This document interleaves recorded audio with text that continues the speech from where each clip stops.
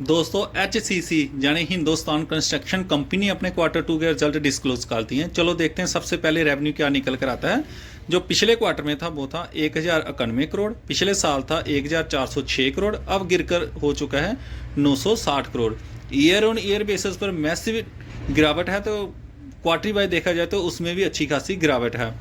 मैंने ये ऑब्जर्व किया हुआ है कि एक साल से लगातार कोई भी क्वार्टर ऐसा नहीं है जिस क्वार्टर में इसकी रेवेन्यू में गिरावट ना हो, और एक साल से लगातार प्रमोटर होल्डिंग भी लगातार थोड़ी थोड़ी सी कम हो रही है। आप खुद ही एनालिसिस कर देख लेना। तो जो मार्केट कैप है वो तो ठीक ठाक है, रिटर्न ऑफ इक्विटी नेगेटिव में चली गई है, तो मुझे नहीं लगता कि ये शेयर अच्छी परफॉर्मेंस भविष्य में दिखा पाएगा। आगे देख लेते हैं कंपनी के खर्चे। जो पिछले क्वार्टर में था वो था 1045 करोड़, पिछले साल था 1350 करोड़, अब हुआ है 938 करोड़। तो खर्चे तो काफ़ी हद तक कंपनी ने कंट्रोल में रखे हुए हैं। आगे देख लेते हैं नेट प्रॉफिट। पिछले क्वार्टर में था 50 करोड़, पिछले साल था 63 करोड़, अब हुआ है 48 करोड़।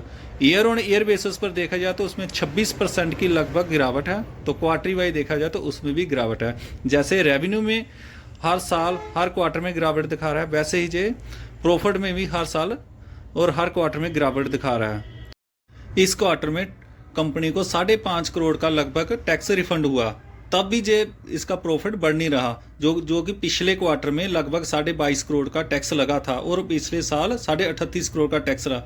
टैक्स लगने के बावजूद भी इसका प्रॉफिट वही है, लेकिन अब टैक्स रिफंड हुआ तब भी इसका प्रॉफिट गिर रहा है। इसका ऑपरेटिंग प्रॉफिट भी देख लीजिए। जो पिछले साल था वो था 82 करोड़, अब हुआ है 73 करोड़, तो इस क्वार्टर में है 44 करोड़।